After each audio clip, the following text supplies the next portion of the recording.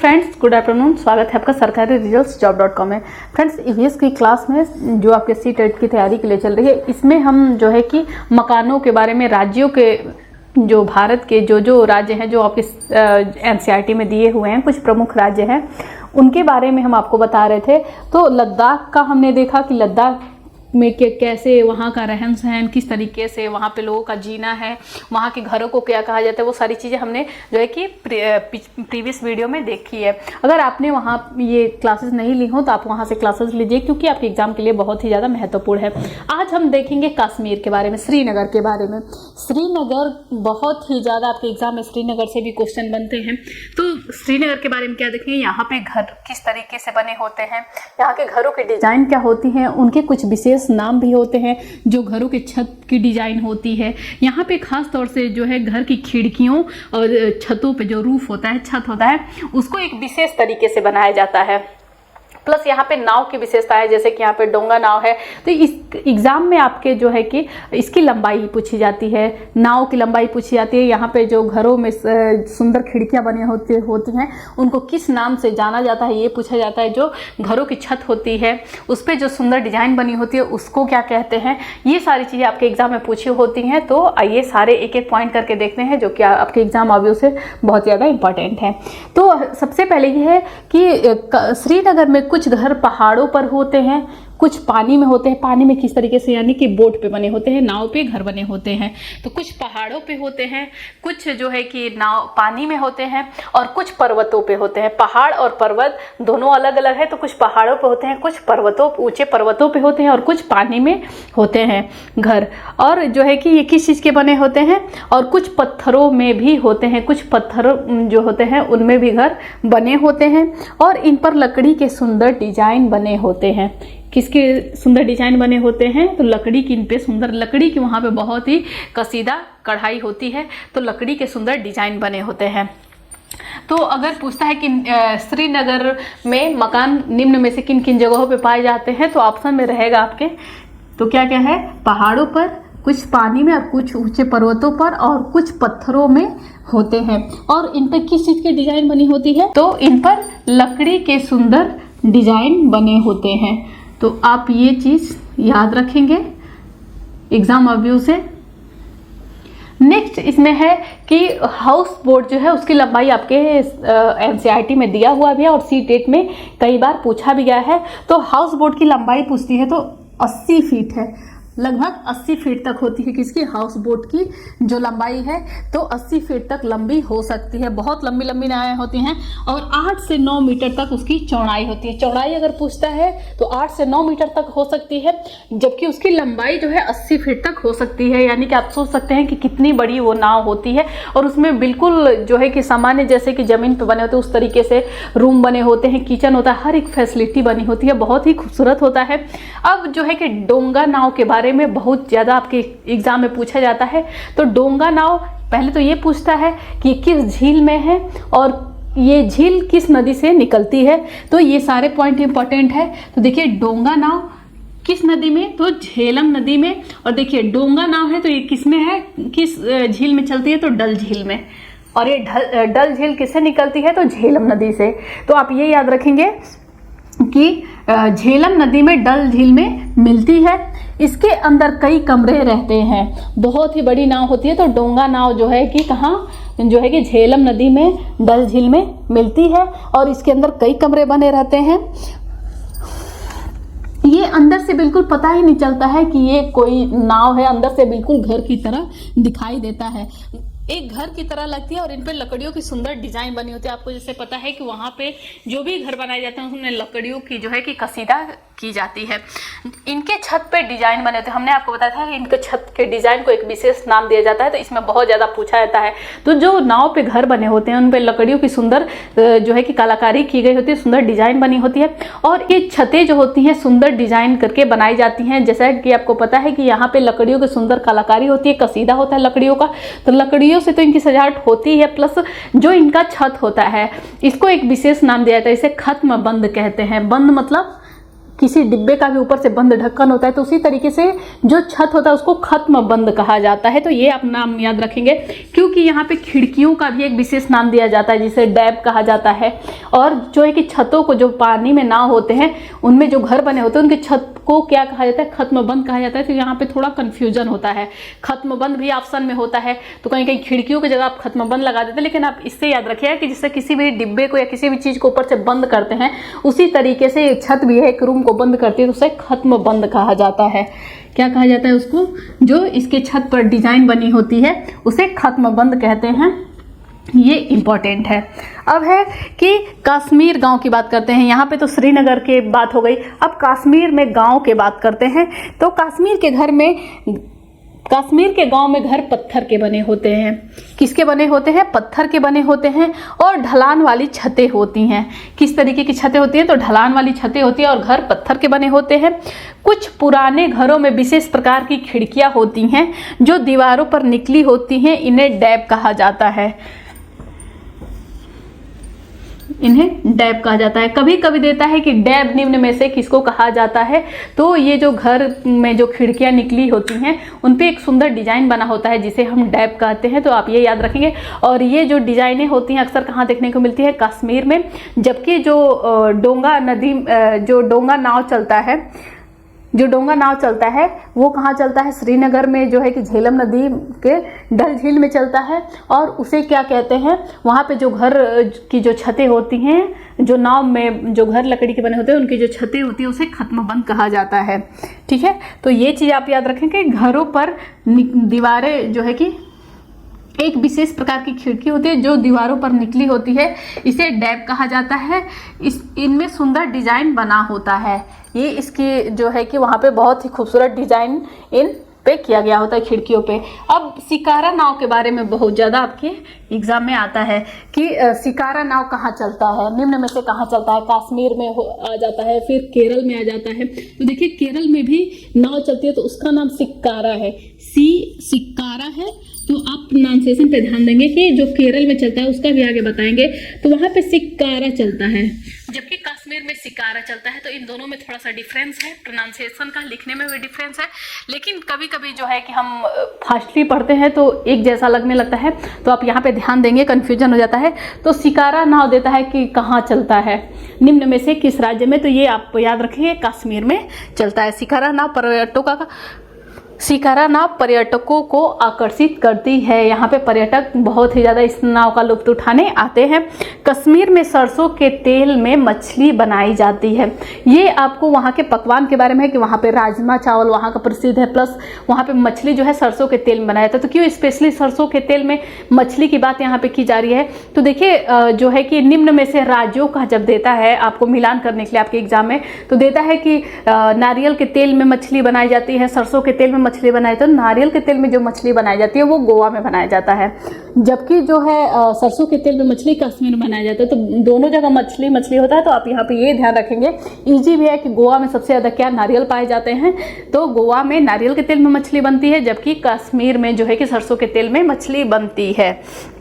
अब है कि कहवा कश्मीर की एक खास किस्म की चाय है। कहवा कहाँ मिलता है, कश्मीर मिलता है। वहाँ पे एक खास तरीके की ये किस्म की चाय होती है। तो इतनी चीज़ें जो है कि आपके श्रीनगर के बारे में हैं, और एक एक पॉइंट इसका बहुत ज़्यादा महत्वपूर्ण है। खास तौर से जो घरों की डिज़ाइन होती है, छत की डिज़ाइन प्लस खिड़कियों की डिज़ाइन प्लस नावें, शिकारा नाव की बात हो गई या फिर डोंगा नाव की बात हो गई, ये आप बहुत ही ज़्यादा जो है कि आप इसको ध्यान देंगे। इसमें इसकी लंबाई को भी ध्यान में रखेंगे, हाउस बोट की लंबाई कितनी होती है, इसकी चौड़ाई कितनी होती है। आइए हम नेक्स्ट राज्य का देखते हैं। अब हम देखते हैं मनाली के बारे में। मनाली के बारे में यहाँ पे घरों की विशेषताएं पूछी जाती हैं। यहाँ पे घरों की विशेषता कुछ इस तरीके से दी होती है कि सिमिलरिटी बिल्कुल लद्दाख के घरों जैसी होती है। यहाँ पे थोड़ा सा जो है कि जैसे वहाँ की घर और छतें जो है कि घर की फर्श और छतें लकड़ी की बनी होती है, उसी तरीके से मनाली में बनी होती है। बस यहाँ पे विशेषता क्या होती है मनाली की, यहाँ की छतें छतें ढालू होती हैं। तो आपको एक तरफ से राज्यों का नाम रहता है, एक तरफ से वहाँ पे जो भी मकानें बनी होती है उसकी विशेषताएं होती है। इसलिए आपको विशेषताएं यहाँ पे बताई जा रही हैं कि हर राज्यों की कुछ ना कुछ विशेषताएं होती हैं वहाँ के मकानों की। जहाँ पर जो है कि घर पत्थर के बने होते हैं, लकड़ी की सुंदर डिजाइन होती है, वो श्रीनगर या कश्मीर हो जाता है। जहाँ पर जो है कि घर की फर्श और छतें लकड़ी की बनी होती हैं, वो कहाँ है? लद्दाख में है। मनाली में भी सेम होता है, लेकिन वहाँ की छतें ढालू होती हैं। ढालू क्यों होती हैं? क्योंकि मनाली में बर्फ भी पड़ता है और बारिश भी बहुत होती है। बर्फ तो चूंकि लद्दाख में भी पड़ता है, लेकिन मनाली में क्या होता है, उसके साथ साथ यहाँ पे बारिश भी होती है। तो ये भी विशेषता में देता है कि निम्न में से किस राज्य में बर्फ भी पड़ती है और बारिश भी होता है। या फिर ये भी दे सकते हैं निम्न में से किस राज्य में जो है कि किस राज्य को ठंडा रेगिस्तान के नाम से जाना जाता है। तो आपने लद्दाख के बारे में भी पढ़ा है, और यहाँ पे मनाली के बारे में आप पढ़ेंगे कि मनाली में बारिश भी होती है और बर्फ भी पड़ता है। इसके कारण इसके घर की जो छतें होती हैं वो ढालू नुमा बनी होती हैं, जिससे कि पानी छत पे ना रुके, नीचे गिर जाए। तो यहाँ पे भी घर पत्थर और लकड़ी के बने होते हैं, जिनकी छतें ढालू होती हैं। ये इसकी विशेषता होती है, इनकी छतें ढालू होती हैं। क्यों होती हैं? क्योंकि यहाँ पे बारिश बहुत ही अधिक पड़ता है, बर्फ तो पड़ता ही है। और प्लस इसके बारे में एक और बनता है मनाली के बारे में क्वेश्चन कि गद्दी जनजाति के लोग जो है कि कहाँ पाए जाते हैं। तो गद्दी जनजाति के लोग जो है कि हिमाचल प्रदेश में पाए जाते हैं। जैसे कि गिद्दा, आपको पता है कि गिद्दा जो है कि कहाँ का ट्रेडिशन है, तो वो पंजाब का है। तो गिद्दा और गद्दी में थोड़ा सा आप डिफरेंस यहाँ पे जानेंगे कि गद्दी जनजात होती है और ये पाई कहाँ जाती है? हिमाचल प्रदेश में पाई जाती है। और ये आपके एनसीईआरटी में दिया हुआ है और सीटेट के एग्जाम में पूछता भी है। अब हम उत्तराखंड के बारे में जान लेते हैं।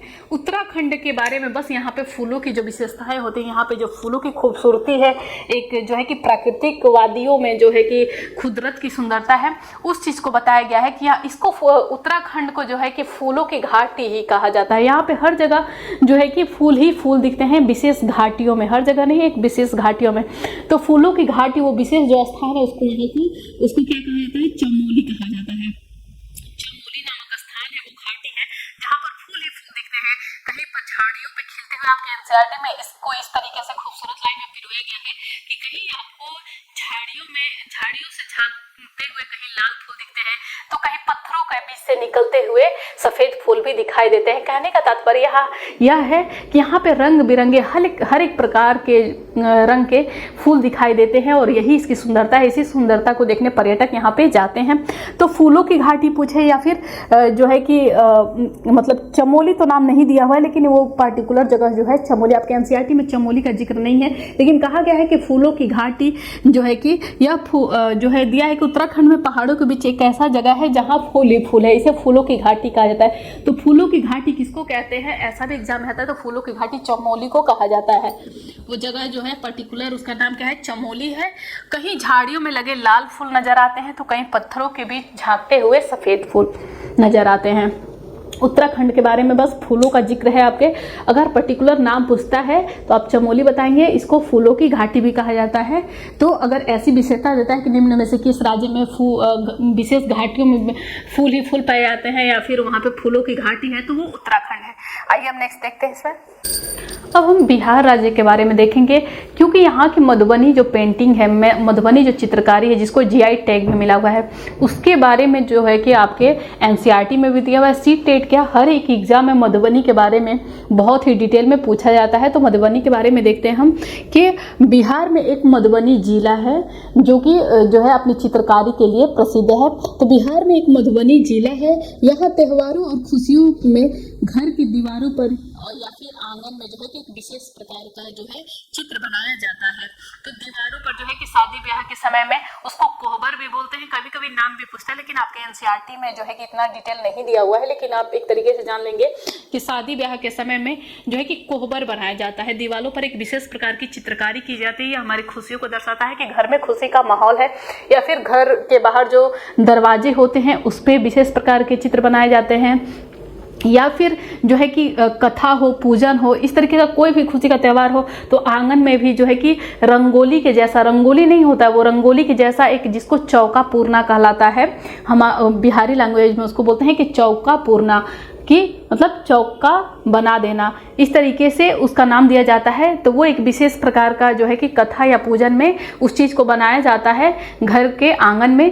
तो ये जो है कि खुशी के मौके या फिर त्योहारों पर ये कार्य किए जाते हैं। ये मधुबनी चित्रकारी की ही देन है। मधुबनी जिले में चूंकि हुआ था, और ये क्वेश्चन आता है कि मधुबनी चित्रकारी का नाम पड़ा कहाँ से, तो चूंकि ये मधुबनी जिले से प्रसिद्ध हुआ तो ये उसी के नाम से पड़ गया कि मधुबनी पेंटिंग। अब नेक्स्ट है कि दिया जाता है कि इसमें जो ये कलाकारी की जाती है, मधुबनी जो पेंटिंग होती है, इसकी विशेषता क्या होती है, कौन सी ऐसी विशेषता है जिसके कारण इसको जीआई टैग मिला है और पूरे भारत में ही नहीं बल्कि विश्व स्तर पे इसकी एक अलग पहचान बनी है इस पेंटिंग की। इसमें ऐसी क्या चीज़ होती है, तो इसकी नेचुरलिटी ही इसकी पहचान है। इतने नेचुरल तरीके से इसमें चित्रकारी की जाती है, इसमें प्रकृति की सारी सुंदरताओं को प्राकृतिक तरीके से ही भर दिया जाता है, इसलिए इसकी सुंदरता दिखती है यहाँ पे। जैसे कि यहाँ पे जो बनाया जाता है पेंटिंग, उसमें किस तरीके के रंगों का यूज किया जाता है, ये आपके एग्जाम में भी पूछता है कि किस तरीके के। तो सबसे पहले जो होता है कि चावल पीस करके फिर उसमें रंग मिला करके इसके लिए जो पेंटिंग करने के लिए वो कलर बनाया जाता है। अब वो कलर कौन सा होता है, ऐसा नहीं है कि कोई भी जो है कि कलर खरीद करके उसमें मिला करके और चावल में मिला दिया जाता है। चावल पीस करके उसमें जो रंग मिलाया जाता है वो रंग कौन कौन सा हो सकता है, तो वो प्रकृति से ली हुई चीज़ होती हैं। या तो फूलों से रंग निकाला जाता है, फूलों का जो कलर होता है, अलग अलग तरीके के फूल होते हैं, उनसे उनके रसों को निचोड़ करके उनसे रंग निकाला जाता है। फूलों से, पेड़ों से, अलग अलग तरीके के जो पेड़ होते हैं पेड़ों से, या फिर नील से। नील देखते हैं जो कपड़े में लगाया जाता है, तो इसमें नील से, और एक इसमें है कि हल्दी से। हल्दी भी एक नेचुरल हमारा है कलर, तो हल्दी से। इस तरीके के चीज़ों को लेकर के जो है कि नेचुरल कलर बनाया जाता है और उसमें जो है कि कारीगरी दिखाई जाती है, उसकी सुंदरता दिखाई जाती है, उससे उसकी पेंटिंग की जाती है। अब बात यहाँ पे आती है कि इतनी चीज़ें तो हो जाती है, आपके एग्जाम में ये भी पूछता है कि जो है कि उसमें जो रंग मिलाया जाता है वो निम्न में से किन किन वस्तुओं से मिलकर बना होता है। तो आप याद रखेंगे कि फूलों से रंग मिलता है, तो नेचुरली फूल हो गए, पेड़ हो गए, नील हो गया और हल्दी हो गया। इतनी चीज़ों से मिला करके बनाया जाता है रंग का कलर, जो है कि कलर बनाया जाता है उसमें अलग अलग तरीके का। अब इसमें ये होता है कि उस चित्रकारी में बनती क्या क्या चीज़ें हैं, इसमें सिंबल में क्या क्या चीज़ें रहती है, उसके अंदर अगर हम चित्रकारी को करते हैं तो उसमें किस किस चीज़ का चित्र बना होता है, इससे भी आपके एग्जाम में क्वेश्चन आता है। तो ये होता है कि जो चित्रकारी की जाती है उसमें मनुष्यों का रहता है, का चित्र रहता है, मछलियों का रहता है, पेड़ का रहता है, पंछियों का रहता है। इस तरीके से पूरी तरीके से जो प्रकृति की सुंदरता है उसको इसमें उड़ेला जाता है। इसमें जानवर भी रहते हैं, इंसान है, जानवर है, पेड़ है, फूल है, पंछी है, मछली हैं। ये जितनी भी प्रकृति की सुंदर वस्तुएं हैं उसको इसमें जो है कि अपनी कलाकारी में दिखाने का वो कार्य करते हैं। और जो है कि और ये आप याद रखेंगे कि चावल के घोल में रंग मिला करके बनाए जाते हैं। नील, हल्दी, फूल, पेड़ों के रंग आदि में डाल करके ये बनाए जाते हैं।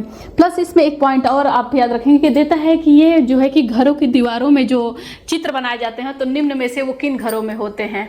तो जो है कि पूजा घरों में इसको रखा जाता है, या फिर जो है कि ये ऑप्शन में भी रहता है कभी कि पूजा या तो पूजा वाले घर में रखा था, या फिर जो होता है कि जो शुभ काम जिस घर में किया जाता है उस घर में जो है कि दीवारों पे ये चित्र बनाए जाते हैं।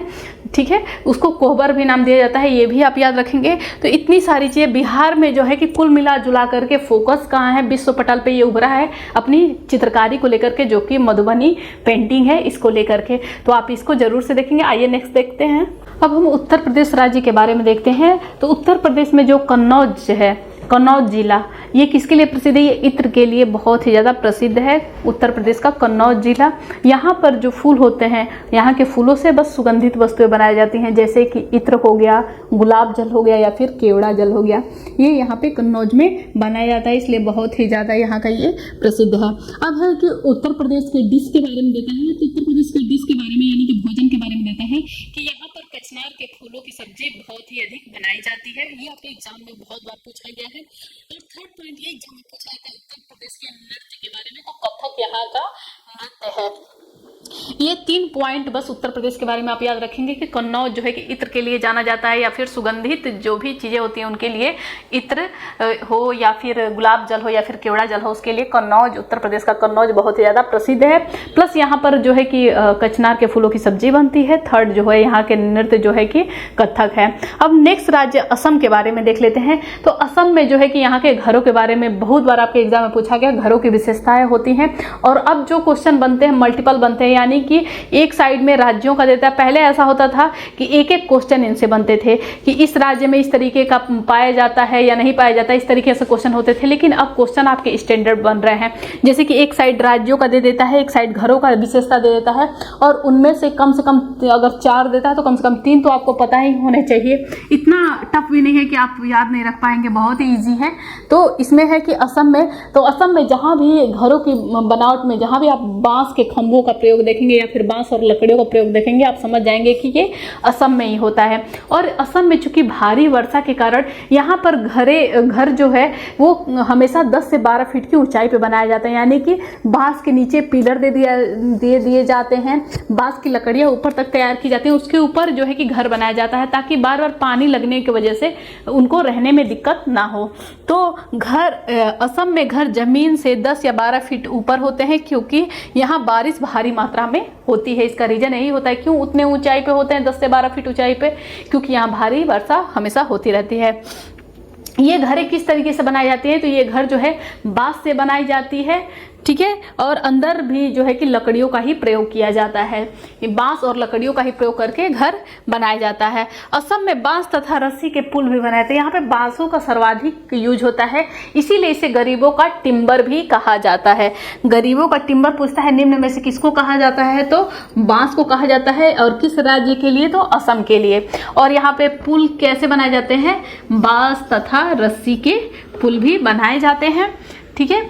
और घर जो है, घर यहाँ पे घर रहेगा, घर बांस की बनाई जाती है और अंदर भी लकड़ी का प्रयोग होता है, ठीक है। और ये आप हाइट याद रखेंगे, 10 से 12 फुट ऊपर घर बनाया जाता है, जमीन से 10 से 12 फुट ऊपर जमीन से जो है कि बनाया जाता है, जमीन से 10 या 12 फुट ऊपर। तो इस तरीके से आपने जो है कि राज्यों के बारे में देखा। अभी आपका बचा हुआ है इसमें मिजोरम है, केरल है, ये सब राज्य बचे हुए हैं। तो आप जो है कि नेक्स्ट क्लासेस में इनको देखेंगे। उम्मीद करती हूँ कि आपको ये क्लासेस पसंद आई होंगे। अगर पसंद आई हो तो प्लीज़ लाइक करें, सब्सक्राइब ना किया तो सब्सक्राइब करें और ज़्यादा से ज़्यादा शेयर करें। Thank you for watching this video.